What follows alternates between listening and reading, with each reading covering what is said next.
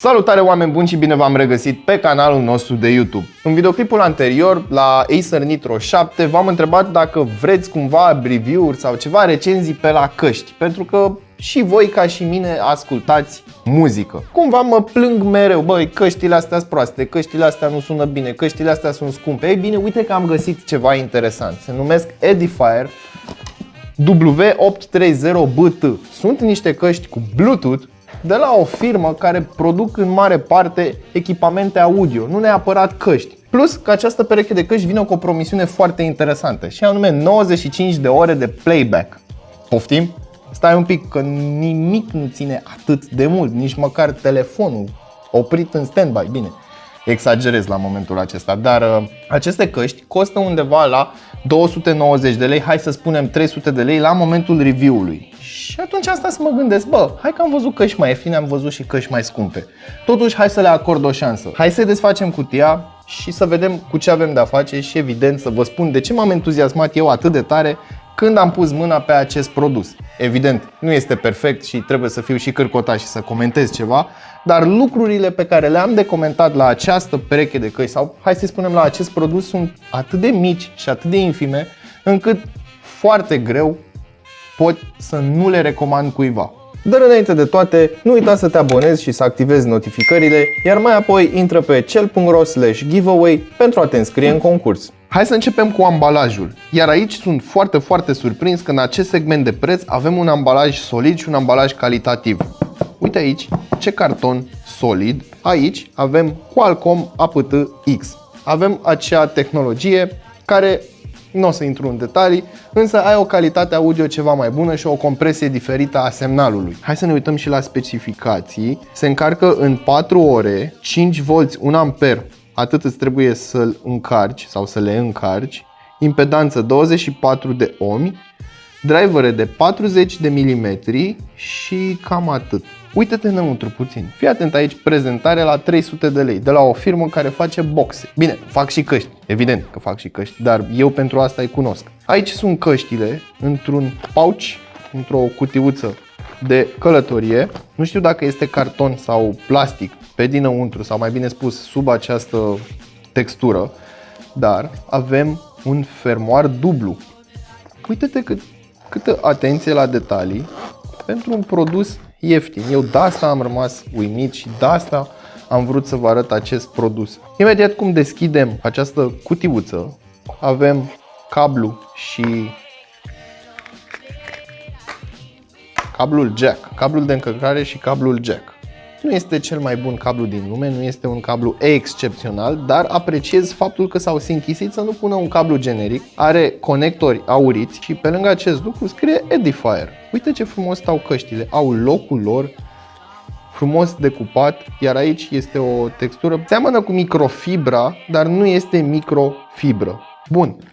Cam atât și despre cutie, hai să ne uităm la construcția căștilor. Evident, la prețul acesta sunt făcute din plastic, dar este un plastic destul de solid, aș putea spune, și este finisat foarte bine. Adică am văzut o grămadă de căști din plastic, și îți dădeau senzația aia de produs ieftin. Cupele se rotesc la 90 de grade, după cum ați putut observa și mai devreme, și se pliază cam așa, în felul acesta. Bine, eu nu pliez căștile absolut niciodată pentru că nu-mi place să-mi țin căștile pliate. Dar uite că poți să le pliezi și să le pui cum vrei tu în bagaj. Căștile sunt reglabile și pe înălțime, iar aici avem o bandă de oțel inoxidabil destul de flexibilă, aș putea spune. Pe partea din stânga, dacă nu mă înșel, care e stânga? Da, aici e. Aceasta este stânga. Avem această siglă cu NFC.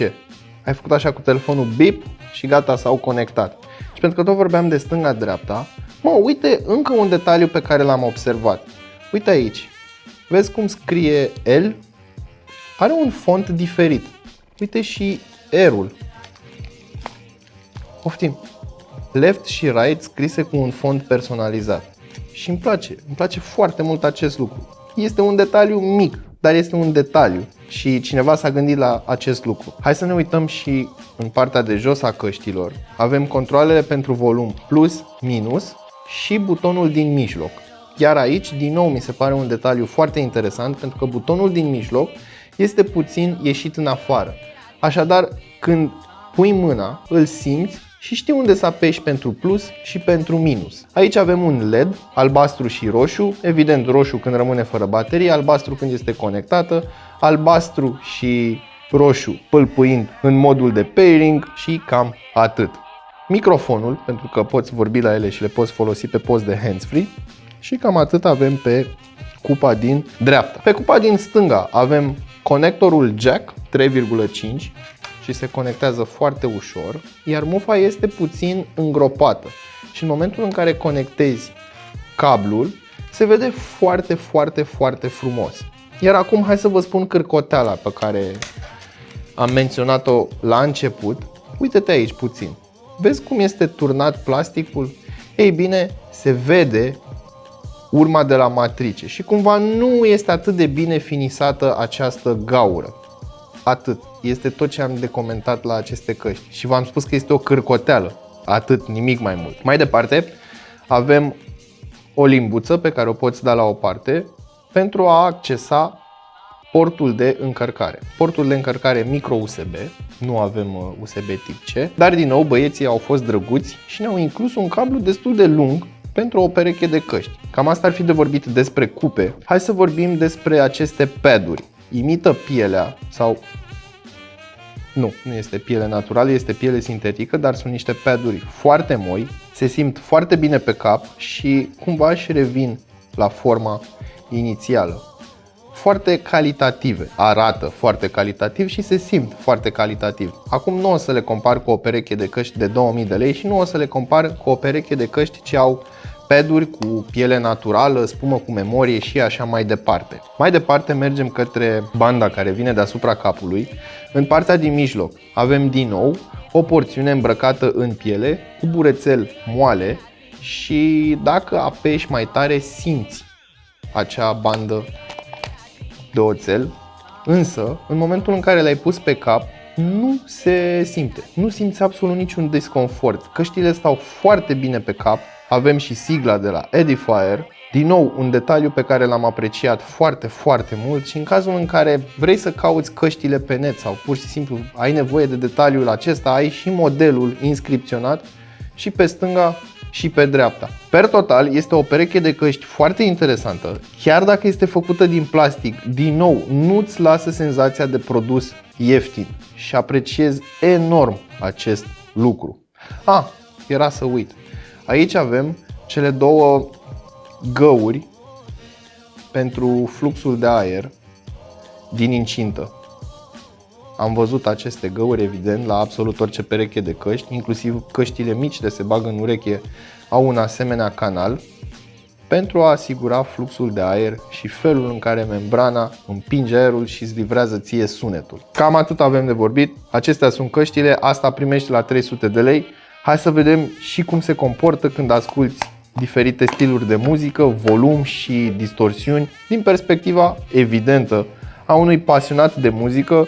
Iar aici am câteva lucruri de menționat înainte să vă spun ce am ascultat, de ce am ascultat și așa mai departe. Având în vedere că fiecare avem câte un device diferit, a trebuit să testez aceste căști, cel puțin funcția Bluetooth, pe diferite telefoane și device-uri și așa mai departe. Pentru că înăuntru există un chipset audio care este diferit de la dispozitiv la dispozitiv. Așadar, cel mai mult le-am testat pe un iPhone XS Max și pe un Samsung Galaxy S10e cu procesor Exynos. Celelalte dispozitive au fost așa: Asus-ul, care nu are o placă audio extraordinară, Acer Nitro 7 și acolo țin să menționez că având acel soft care îmbunătățește calitatea audio, chiar dacă nu sunt niște căști de gaming, dacă vei folosi cablu, vei avea o experiență spațială destul de interesantă, chiar dacă aceste căști au spatele închis, deci nu sunt open back. Mai departe, am testat pe un